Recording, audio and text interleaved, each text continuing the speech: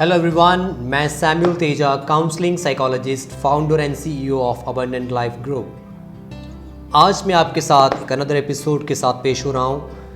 आज हम बात करेंगे इस एपिसोड के दौरान आपके बच्चों के टीनेज के उस फेज़ के बारे में। प्रीवियस एपिसोड में बताया था कि कैसे जो फेज़ होता है बच्चों का, जो टीनेज और एडोलेसेंस फेज़, इसमें कौन कौन से बदलाव बच्चा जाता है। क्योंकि जब एज ए पेरेंट हम इसको देखें, पेरेंट सिर्फ उस बच्चे की उस एज को देखते हैं और उसकी एज के बीच में क्या हो रहा है, उस फेस में क्या हो रहा है, उसको हम नहीं अंडरस्टैंड कर सकते, क्योंकि हम उसको एज ए पेरेंट अंडरस्टैंड करते हैं, नॉट एज ए साइकोलॉजिस्ट।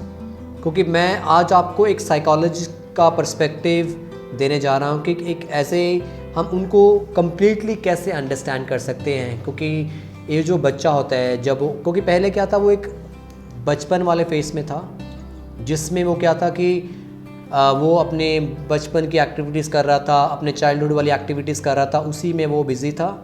मगर सडनली आपने देखा कि जब आपके बच्चे की जो एज है वो 10, 11 जब 12 क्रॉस की, तब आपके बच्चे में बहुत सारे बदलाव आए। तो मैं आपको बताना चाहूँगा कि पहले जो ये बदलाव था, अगर हम 20-25 साल पीछे चले जाएं, उस टाइम ये जो बदलाव था वो 13 साल या 13 साल के बाद आता था। क्योंकि जिसको हम टीन एज बोलते थे, इसलिए ये वर्ड टीन एज है, अगर इस वर्ड को ही हम ब्रेक करें, टीन एज, अगर हम नंबर्स की बात करें न्यूमेरिकल्स में, ये टीन कब लगता है नंबर के साथ? 13, 14, 15, 16, 17, 18 and 19, there is no 20। तो ये जो टीन वाला जो न्यूमेरिकल के साथ नंबर लगता है, वही लगता है 13 से लेकर 19 तक। क्योंकि पहले क्या था, ये जो 13 से लेकर 19 वाला जो फेस है, जिसको हम एडोलेसेंस फेस बोल देते हैं, टीनेज फेस बोल सकते हैं, इसमें वो सारे बदलाव आते थे। अगर आज की जनरेशन को देखें हम, आज वो सारे बदलाव जो पहले 13 साल में आते थे, शुरू होते थे, वो आज 10-11 साल में ही शुरू हो जाते हैं। जो मैच्योरिटी है बच्चों में, अगर हम लड़कियों की बात करें, लड़कियों में सेक्सुअल मैच्योरिटी है जो, वो लड़कों से भी पहले आ जाती है ना। जिसको हम बोलते हैं कि जो गर्ल्स के जो पीरियड स्टार्ट होते हैं या गर्ल्स के जो मेंसेस स्टार्ट होते हैं, वो पहले 13 साल के बाद स्टार्ट होते थे। मगर आज वो मेंसेस कब स्टार्ट हो जाते हैं? इवन 9-10 साल में ही मेंसेस की जो शुरुआत हो जाती है। हम देखते हैं कैसे हम जो आज के बच्चों का साइकोलॉजी चेंज हो रही है, उनके हार्मोनल्स चेंज हो रहे हैं, उनके अंदर बदलाव आ रहे हैं बहुत सारे। तो इस बदलते बदलाव के साथ हमारी सोच का भी बदलना बहुत ज़रूरी है। अगर हमने बच्चों को अंडरस्टैंड करना है एज ए टीनेजर, उसके लिए ये इम्पॉर्टेंट है कि हम उस प्रोसेस को भी अंडरस्टैंड करें, है ना। जैसे फॉर एग्ज़ाम्पल, आपने कोई सब्ज़ी बनानी है ना, तो सब्ज़ी बनाने के लिए आपको उसके स्टेप पता होने चाहिए कि पहले क्या डालना है। आप पहले सब्ज़ी नहीं डालोगे, पहले आप तेल डालोगे, फिर उसमें अनियन डालोगे, है ना, फिर आप उसमें टमाटो डालोगे, है ना, फिर उसमें लहसुन डालोगे। ऐसे अलग अलग चीज़ें डाल के जब एक मसाला रेडी हो जाएगा, ग्रेवी रेडी, तब आप उसमें सब्ज़ी डालोगे। इमेजिन कि आपने सब्ज़ी पहले डाल दी और बाद में, तो वो एक डिफरेंट चीज़ बन जाएगी, हम उस डिश को नहीं बना पाएंगे। वैसे ही एक पेरेंट बनने के लिए उस प्रोसेस को जानना जरूरी है कि पहला स्टेप क्या रहा होगा, सेकेंड क्या होगा, थर्ड क्या होगा। हम पहले उस प्रोसेस को जाने बिना ही अपने ही कंक्लूजन पे आ जाते हैं। तो आज मैं आपको बताने जा रहा हूँ कि हर एक टीनेज एक जो को कौन सी अवस्था से निकलता है, वो कौन से फेसेस होते हैं जिसमें से वो निकल के वो बाहर आता है। तो ये जो बदलाव है, फर्स्ट ऑफ ऑल ये जो चेंज है, जैसे मैंने आपको पहले बता चुका हूँ कि हमारी लाइफ के 4 मेजर फेसेस होते हैं। हमारा जो लाइफ स्पैन है ना, उस लाइफ स्पैन को हम 4 हिस्से में अगर डिवाइड कर दें, तो पहला हमारा हिस्सा आ जाता है हमारे लाइफ फेस का, वो है चाइल्डहुड फेस। दूसरा आ जाता है एडोलेसेंस फेस, जिसके बारे में आज मैं फोकस करूँगा। तीसरा आ जाता है अडल्टहुड फेस, जो 19 के बाद स्टार्ट होता है या 18 के बाद स्टार्ट होता है। उसके बाद आता है ओल्ड एज फेस। तो ये जो 4 फेस होते हैं, ये सबसे क्रूशल फेस है जिसके बारे में आज बात करने जा रहा हूँ। टीनेज फेस, आपने देखा होगा कि जो बच्चे के अंदर बहुत सारी हैबिट्स जो डेवलप होती हैं, अच्छी बुरी, वो इस 13 से 19 साल के बीच में होती हैं। ये एक वो टाइम है, बच्चा एक चौराहे पे खड़ा हुआ है, उसके पास बहुत सारी ऑप्शंस हैं, वो इस तरफ भी जा सकता है, वो लेफ़्ट भी जा सकता है, वो आगे भी जा सकता है और वो पीछे भी जा सकता है। वो उस चौराहे पे खड़ा है, कंफ्यूज्ड है, उसको चाहिए कोई ऐसा इंसान जो उसको गाइड कर सके एज ए कंपेनियन। आपने देखा होगा कि जैसे ही बच्चा आपका बड़ा होता है 11, 12, 13 साल के बाद, वो आपसे दूर भागना स्टार्ट करता है। वो आपसे दूर भागना क्यों स्टार्ट करता है? क्योंकि वो आपके अंदर एक दोस्त को नहीं देखता है, वो आपके अंदर एक स्ट्रिक्ट पेरेंट को देखता है ना।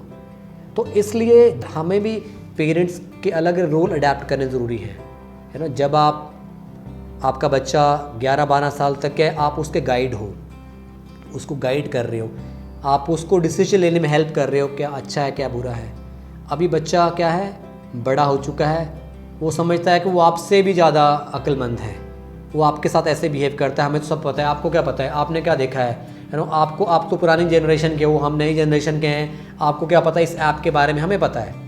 बच्चे के हैं वो आपको सिखाने वाले मोड पे होते हैं और हम आगे ईगो शो करते हैं, आप मुझे सिखाओगे, इज इट। तो उस प्रोसेस में क्या होता है कि कॉन्फ्लिक्ट हो जाती है, तो इसलिए बच्चे आपसे दूर भागते हैं। तो ये बहुत ही, और अगर आपने देखा होगा कि इस टाइम पे बच्चे जो टीनेज हैं वो अपने फ्रेंड्स के साथ, अपने दोस्तों के साथ ज़्यादा टाइम स्पेंड करना पसंद करते हैं। क्यों? क्योंकि वो उनको हर चीज़ के लिए सपोर्ट करते हैं, चाहे वो अच्छा कर रहे हैं चाहे बुरा कर रहे हैं, वो उनको सपोर्ट कर रहे हैं है ना। रिसेंटली मेरे पास एक केस था, उस केस में वो पेरेंट आए थे मेरे पास अपने बच्चे को लेके मेरे ऑफिस में यहीं पे, और वो जो लेके आए तो उसके पेरेंट बता दें कि मैं इतनी ज़्यादा फेडअप हो चुकी हूँ इसके दोस्तों से। पहली बात तो मुझे इसके दोस्त पसंद ही नहीं है, उसकी मदर बोल रही है। वो सारा दिन आ जाते हैं घर पे, बाद में मुझे ऑर्डर मिलता है मेरे दोस्तों के लिए ये बना के भेज दो, ये मेरे दोस्तों के लिए फ्रूट भेज दो, मेरे दोस्तों के लिए खाना भेज दो। तो मदर बहुत ज़्यादा फ्रस्ट्रेट हो जाती है उस चीज़ को लेके। तो ये देखो कि एक पेरेंट एक अलग स्ट्रेस में से निकल रहे हैं, बच्चे को कोई बॉदरेशन नहीं है अपने पेरेंट्स को लेके, उसको अपने फ्रेंड्स ज़्यादा इंपॉर्टेंट है। फ्रेंड्स इंपॉर्टेंट क्यों हैं? क्योंकि शायद वो एक फ्रेंड वाला रिलेशन बना नहीं स्टार्टिंग से। क्योंकि जब मैंने इस केस को भी एक्सप्लोर किया था अपने को, इसमें मैंने यही देखा कि पेरेंट्स बॉदर नहीं है अपने, वो बच्चा जो अपने मदर को कुछ नहीं समझता है, उसको सिर्फ एक ATM मशीन की तरह इस्तेमाल करता है, जब पैसे चाहिए निकाल लिए, बाद में आप कौन और मैं कौन, इज इट। तो आजकल ये चीज़ डेवलप हो रही है, बच्चे पेरेंट्स को as a transactional relationship use करते हैं ना। ट्रांजैक्शन हो गई, बाद में तब नेक्स्ट तभी मिलेंगे, तभी कुछ बात करेंगे जब उनको नेक्स्ट ट्रांजैक्शन चाहिए। तो इसलिए ये बहुत ही इंपॉर्टेंट है। क्यों है? उसमें कहीं ना कहीं एज ए पेरेंट हम भी जिम्मेवार हैं, क्योंकि हम वो टाइम नहीं दे पाए। तो इसलिए ये जो टीनेज का जो फेस है, इसमें जो हम बदलाव में से हम निकलते हैं, सबसे पहला बदलाव जो मैं शेयर करना चाहूँगा, सबसे पहला बदलाव क्या है? Physical change. मैं इसको विजिबल चेंज भी बोलता हूँ। फिज़िकल चेंज जो है ये कि विजिबल चेंज है। विजिबल चेंज मैं क्यों बोल रहा हूँ? क्योंकि आप इसको देख पा रहे हो। अगर आपके बच्चे की शारीरिक विकास होता है और उसका शरीर ग्रो हो रहा है, तो आप क्या कर रहे हो? उसको देख सकते हो इसे अपनी आंखों से कि आपका बच्चा पहले उसकी बॉडी, उसकी हाइट कम थी, एकदम से उसकी हाइट बढ़ गई, उसका फेस छोटा था, एकदम से बड़ा हो गया, उसकी आवाज़ बड़ी पतली थी, अभी हेवी वॉइस हो गई उसकी। उसके पहले फेस उसका प्लेन था, कोई दाढ़ी मूछ नहीं थी, उसमें मुस्टैच और दाढ़ी भी आ गई, इज इट। तो वैसे ही एक बदलाव जिसको आप देख सकते हो। और कई बार होता है कि हमारे बच्चों की हाइट, वेट इतना ज़्यादा ग्रो हो जाता है कि अगर वो अभी 13 साल के हैं तो वो लगेंगे जैसे को 20-25 साल के हैं। तो हम क्या करते हैं एज ए पेरेंट, उनसे एक्सपेक्ट करते हैं कि जैसी उनकी लुक है वैसा वो बिहेव भी करें, है ना। हमारी 2 तरह की एज होती है। मैं आपको बताना चाहूँगा कि हमारी 2 तरह की एज होती है। पहली एज होती है हमारी क्रोनोलॉजिकल एज, जिसको बोलते हैं हम, जो हमारी एज जो हमारे बर्थ से लेके अभी तक, जैसे कि मेरी अभी एज है 34, तो 34 क्या है? मेरी क्रोनोलॉजिकल एज है, जो मेरी बर्थ से लेके अभी तक की एज है। दूसरी है मेरी मेंटल एज। मेंटल एज कौन सी होती है? आपकी मेंटल कैपेबिलिटी होती है, आपकी मानसिक क्या होते हैं अवस्था होती है, जो आपकी प्रॉब्लम्स को हैंडल करने की, अपनी लाइफ में अपनी सिचुएशंस को हैंडल करने के लिए। तो ये ज़रूरी नहीं कि जो बच्चा है उसका जो बॉडी अगर वो 20-25 साल की लग रही है और उसकी मेंटल एज भी उतनी होगी। शायद आपने देखा होगा कि उसकी वो लग तो रहा है 20-25 साल का, मगर उसकी जो मेंटल एज है वो एक 13-14 साल के बच्चे की है। ऑब्वियसली वो 13-14 साल का तो उसकी वैसी ही होगी। और कई बार आपने देखा होगा कि बच्चा 13-14 साल का है मगर उसकी बॉडी तो ग्रो नहीं की, वो लग रहा है कि जैसे 8-9 साल का है, मगर उसकी जो पावर है उसकी चीज़ों को अंडरस्टैंड करने की, उसकी जो मेंटल एज है वो 20-25 साल की है।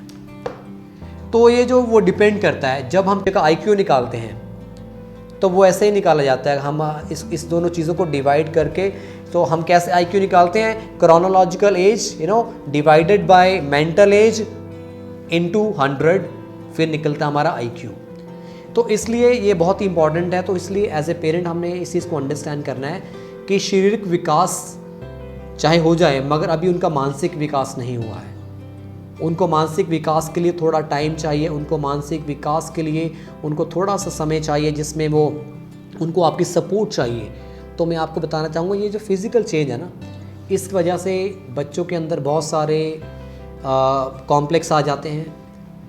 अगर आपने देखा होगा कि अगर आपके बच्चे की क्लास में 50 बच्चे हैं और उस 50 बच्चों की हाइट, उनका वेट, उनका कलर, उनके हेयर, उनकी दाढ़ी, मूंछ, सब कुछ डिफरेंट होगा।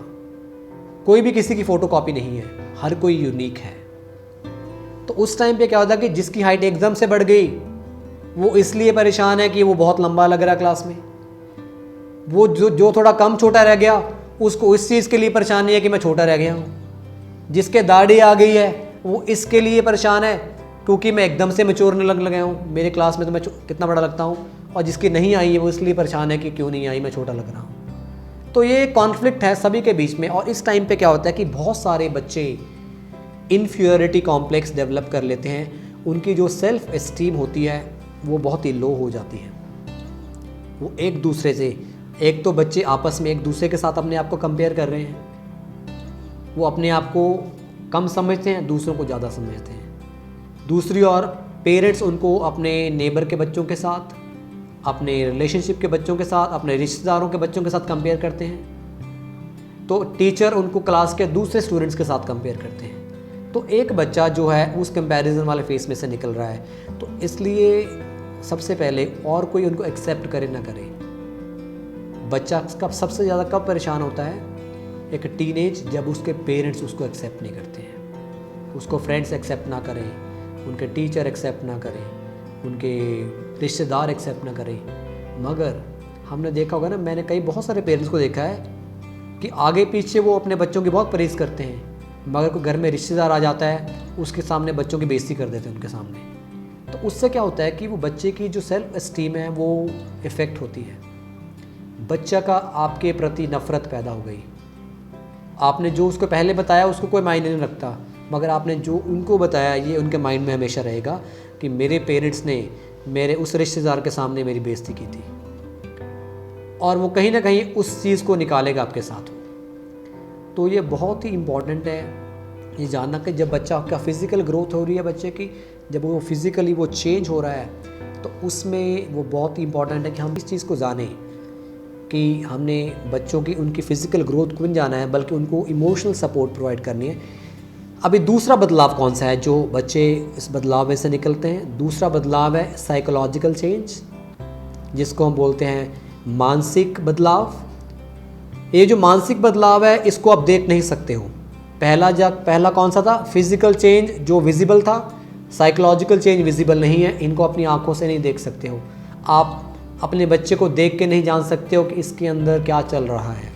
ये जो साइकोलॉजिकल चेंज है, ये मानसिक है, इस टाइम बच्चे के अंदर बहुत सारे प्रॉब्लम्स जनरेट होती हैं साइकोलॉजिकली, क्योंकि बहुत सारे डर हैं। अभी जैसे इस टाइम पे हम देखते हैं कि बच्चे के अंदर स्टेज फियर होता है, बच्चे के अंदर एग्ज़ाम को लेकर डर होता है, उसको मैथ्स को लेकर डर होता है, उसको रिलेशनशिप को लेकर डर होता है। बहुत सारे डर हैं जो इस टाइम पे पैदा होते हैं, क्योंकि इस टाइम पे बच्चे को एक सपोर्ट चाहिए होती है, एक इमोशनल सपोर्ट अपने पेरेंट्स की। अगर उनको अपने पेरेंट्स की इमोशनल सपोर्ट मिलेगी तो वो बहुत ही अच्छा परफॉर्म कर सकता है। क्योंकि मैंने जैसे आपके अपने प्रीवियस सेशन में बताया कि बच्चों की जो प्रॉब्लम है वो ज़्यादातर उनकी एक पढ़ाई को लेकर नहीं है, क्योंकि उनके स्कूल से कंप्लेन क्या आएगी, उनके मार्क्स कम आ रहे हैं, उनके ग्रेड्स कम हैं, वो इस सब्जेक्ट में अच्छा नहीं कर रहे हैं। एक्चुअली देखा जाए, क्योंकि जो मेरा एक्सपीरियंस है एक साइकोलॉजिस्ट वो ये बताता है कि बच्चों की प्रॉब्लम ज़्यादातर उनकी पढ़ाई को लेके नहीं होती हैं, वो उनकी वजह कुछ और होती है, मगर वो क्या उसके आउटकम है ना। जैसे हर प्रॉब्लम की एक जड़ होती है और उसका एक रिज़ल्ट होता है ना। हम क्या देखते हैं, हम रिज़ल्ट को प्रॉब्लम समझ लेते हैं, उसकी आउटकम को प्रॉब्लम। जैसे कि फॉर एग्ज़ाम्पल मैंने कोई मेडिसिन ली और मुझे उसका साइड इफ़ेक्ट हुआ, इज़ इट, उस साइड इफ़ेक्ट क्या हुआ, मेरे बॉडी पे रैशेस हो गए। अभी प्रॉब्लम क्या है, वो हमें जब ये रैशेस आई तो हमने क्या कंसिडर किया कि रैशेस ही प्रॉब्लम है, इज़ इट। अब अगर आप डॉक्टर के पास जाओगे, आप ये बताओगे कि मुझे ना ये सुबह से रैशेस होनी स्टार्ट हो गई हैं, तो वो ये आपको स्ट्रेट में ये नहीं बताएगा ठीक है ये मेडिसिन लो, आप ये अप्लाई करना, रैशेस ठीक हो जाएंगी। वो आपसे पूछेगा कि आपने कल क्या खाया था, आपने कोई मेडिसिन ली थी, आपने खाने में क्या खाया था, उससे पहले क्या खाया था, उससे वो आपकी पूरी हिस्ट्री चेक करेगा। फिर आपने बताया कि मैंने ये मेडिसिन खाई थी, उस वजह से फिर वो उस चीज़ को, वो उस रूट को ट्रीट करेगा। तो इसलिए बच्चों का जो बिहेवियर है ना, उसमें दो चीज़ें बड़ी इंपॉर्टेंट हैं। हम उनकी वजह को ना देखें। अगर बस बच्चा आपका गुस्सा शो कर रहा है, वो उसका गुस्सा प्रॉब्लम नहीं है। बच्चे के मार्क्स कम आ रहे हैं, उसका मार्क्स कम आना प्रॉब्लम नहीं है। वो लड़ाई कर रहा है, उसका लड़ाई करना प्रॉब्लम नहीं है, उसके आउटकम है, उसके सिम्टम्स हैं, यू नो। तो इसलिए हमने उसको ट्रीट करना, इसलिए हमें उसको प्रिवेंट करना बहुत इंपॉर्टेंट। जैसे फॉर एग्जांपल आज हम देखें, हम अपने इस कोरोना वायरस से बचने के लिए हम क्या क्या प्रिकॉशन लेते हैं ना, हम मास्क लगाते हैं, यू नो, हम अपने हैंड सैनिटाइज़ करते हैं, है ना। तो ये चीज़ें करते हैं, हम बाहर ज़्यादा सैनिटाइज़ करते हैं, हमेशा अपने आप को सोशल डिस्टेंसिंग करते हैं। तो ये सारी चीज़ें हम क्या करते हैं, प्रिकॉशन लेते हैं। वैसे ही अगर हमने अपने बच्चों को सपोर्ट करना है इस एडोलेसेंस के टाइम में, उसके लिए क्या इंपॉर्टेंट है, हमें अपनी रिलेशनशिप को सैनिटाइज़ करना बहुत इंपॉर्टेंट है, हम अपनी इमोशंस को सैनिटाइज़ करना बहुत इंपॉर्टेंट है। तो इसलिए ये बहुत इंपॉर्टेंट है। मैंने दो चेंजेस आपको बताए आपके बच्चों के, ये बहुत ही इंपॉर्टेंट चेंज है। पहला विजिबल चेंज, वो है फिजिकल चेंज, दूसरा है साइकोलॉजिकल चेंज, मानसिक बदलाव। तो पहले वाला तो आप देख सकते हो, मगर जो ज़्यादा इंपॉर्टेंट, जिसमें आपको ज़्यादा फोकस देने की ज़रूरत है, वो है सेकंड वाला, जो आप देख नहीं सकते हो, सिर्फ आप उसको महसूस कर सकते हो। तो आपने अपने बच्चों को जो मर्जी गिफ्ट दे दो, जो मर्जी कर दो, मगर आपने उनको अगर अच्छा फील नहीं करवाया तो वो आपके वो फ्रेंड नहीं बनेंगे। तो बहुत इंपॉर्टेंट है कि हम ये दो चेंजेस को जाने अपने टीनेज के, तभी हम ये प्रोसेस है ना। अगर इस प्रोसेस को हम जानना स्टार्ट करेंगे तो इसके आने वाले आगे नेक्स्ट एपिसोड में इसके मैं और बदलाव आपको बताऊंगा। ये जो हमारा एपिसोड है इसका पार्ट 2 होगा, जिसमें मैं अभी तो मैंने 2 चेंजेस के बारे में बताया है, देयर आर और भी चेंज हैं, there are some more changes, जिसके बारे में अपने नेक्स्ट एपिसोड में बताऊंगा। तो आप उस एपिसोड को देख के इसका जो रिमेनिंग पार्ट है वो देख सकते हो। So thank you so much, you know. तो मैं आपके साथ फिर कनेक्ट करूँगा नेक्स्ट वीक, यू नो, कुछ और चेंजेस के साथ। सो तब तक के लिए stay tuned. Thank you so much.